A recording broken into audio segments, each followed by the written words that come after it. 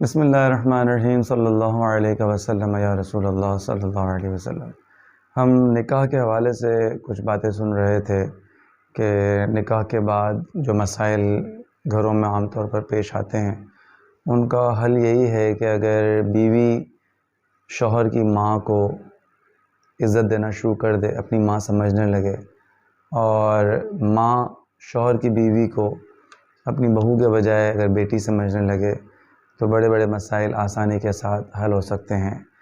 اور بیوی اگر اس بات کو تسلیم کر لے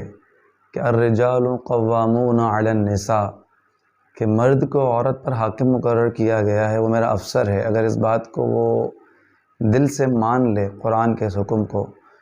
تو وہ عاجزی اور انکساری کے ساتھ اپنے گھر کے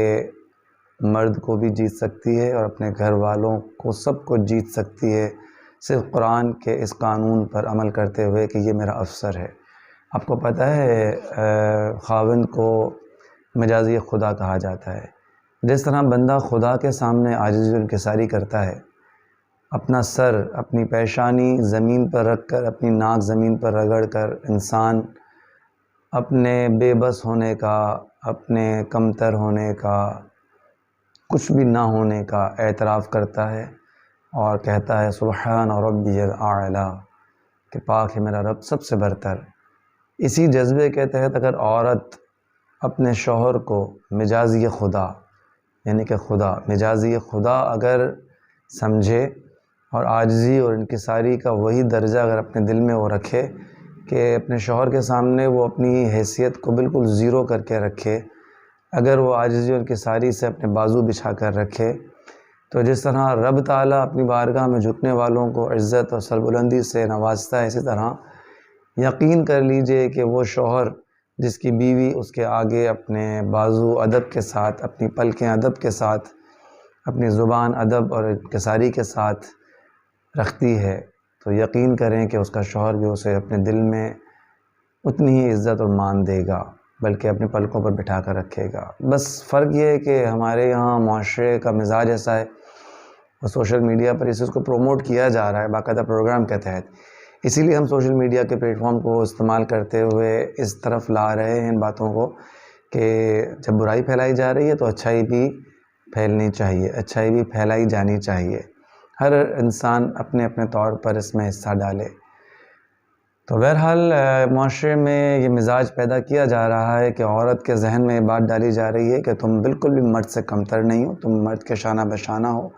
بالکل تمہارا لیول مرد کے برابر ہے، بلکہ تم مرد کو ڈانٹ بھی سکتی ہو، اس کو اس کے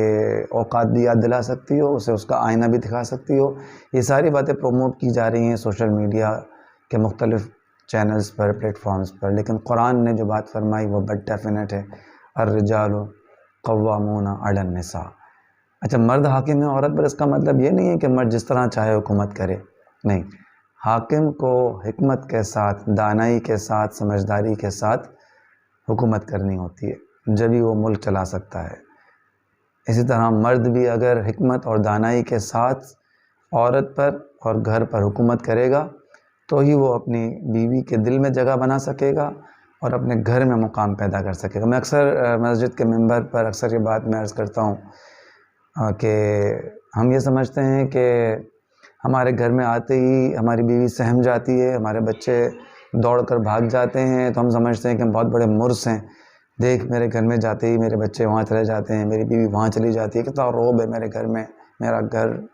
کتنا روب ہے میرا گھر میں۔ میں آپ کو حدیث پاک ایک سناتا ہوں، نبی کریم علیہ الصلوۃ والسلام کی حدیث پاک ہے، میرے ہاتھ میں کتاب مشکوٰۃ شریف ہے اور جلد اس کی جو ہے وہ مشکوٰۃ شریف کی جلد دوم ہے،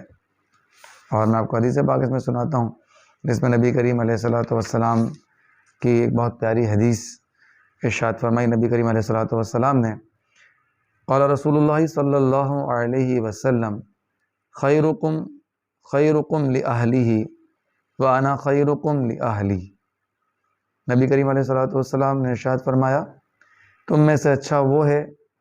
جو اپنے گھر والوں کے ساتھ اچھا ہے،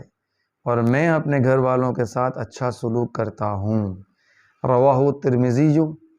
والدارمی وابن ماجہ عن ابن عباس الی قولہ لأہلی۔ یہ ترمذی شریف کی حدیث ہے اور اس میں نبی کریم علیہ الصلوۃ والسلام نے ارشاد فرمایا کہ گھر والوں کے ساتھ اچھا سلوک کیا کرو، اور میں خود بھی گھر والوں کے ساتھ اچھا سلوک کرتا ہوں۔ تو لہٰذا مرس وہ نہیں ہے جس کے گھر میں آتے ہی بچے سہم جائیں اور بیوی ڈر جائے، والدین سہم جائیں۔ اچھا مرد وہ ہے جس کے آنے کا انتظار کیا جائے۔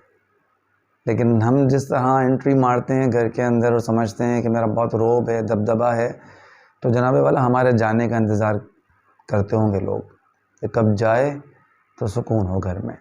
لہٰذا نبی کریم علیہ الصلوۃ والسلام کی حدیث ایک بار پھر میں آپ کو دہرا دیتا ہوں، تم میں سے اچھا وہ ہے جو اپنے گھر والوں کے ساتھ اچھا ہے،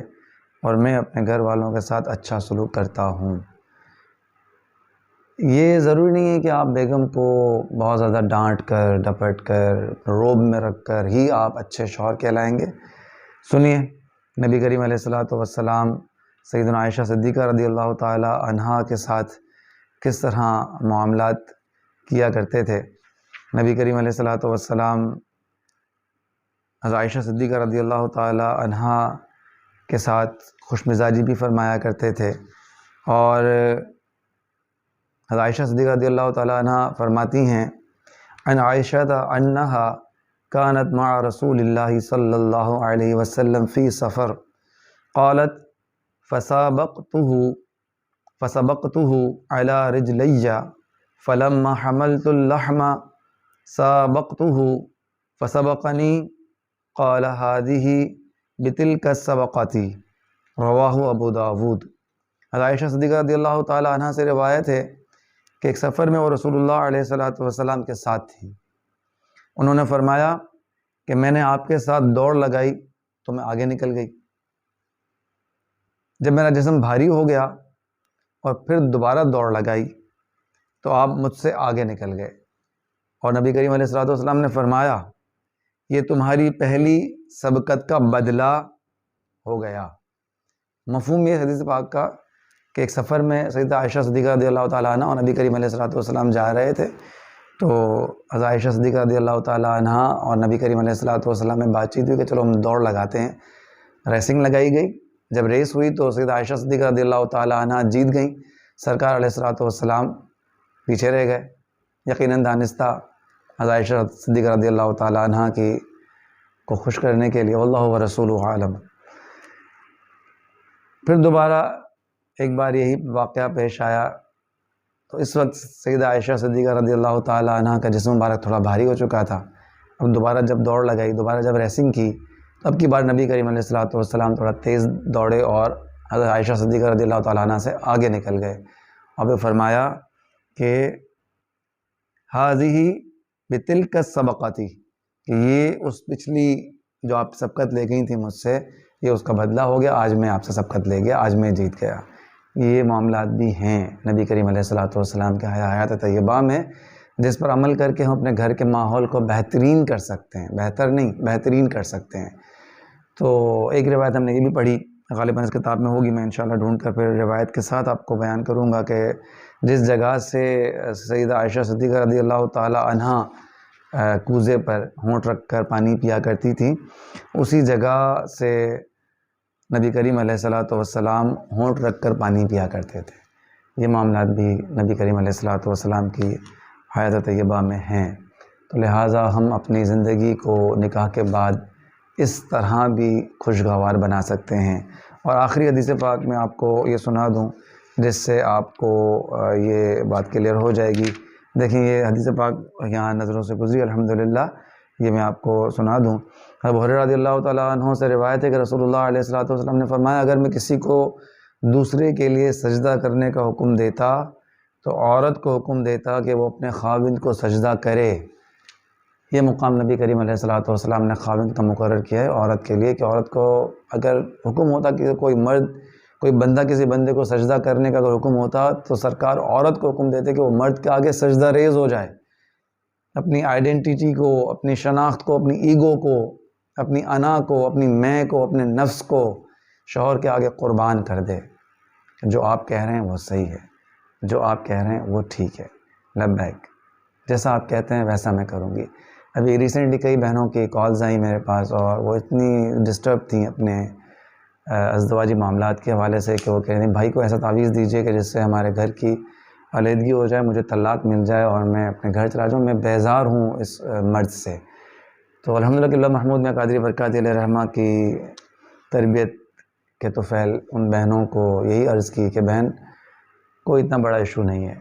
آپ صرف اپنی روٹین پر غور کیجئے، آپ خود اپنی زبان پر، آپ خود اپنے معاملات پر، آپ خود اپنے طرز زندگی پر غور کر لیجئے بہن، آپ چینج ہو جائیے، آپ کا ہسبینڈ خود بخود چینج ہو جائے گا، نہ ہو تو مجھے آپ کہیے گا۔ ٹھیک 1 ہفتے کے بعد جو انہیں باتیں میں نے بتائیں، جو وظائف انہیں پڑھنے کو دیے کہ آپ اپنے ایٹیٹیوڈ کے ساتھ ساتھ ان وظائف کا بھی سہارا لیں، نماز کی پابندی کریں، باوضو رہیں، درود پاک پڑھتی رہیں، اور ٹھیک 1 ہفتے بعد اس بہن کی کال آتی ہے کہ بھائی آپ کا بہت بہت شکریہ، الحمدللہ اب ہمارے درمیان معاملات بہت حد تک بہتر ہیں، اور جو وسوسہ میرے اندر تھا اور جو مجھے شیطان بہکا رہا تھا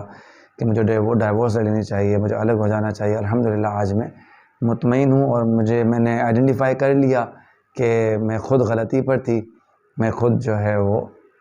اپنی زبان کی وجہ سے اپنی عزت کو، اپنے وقار کو مجروح کر رہی تھی۔ جب سے میں نے خاموش رہنا سیکھ لیا، جب سے میں نے سوری کہنا سیکھ لیا، جب سے میں نے اوکے کہنا سیکھ لیا،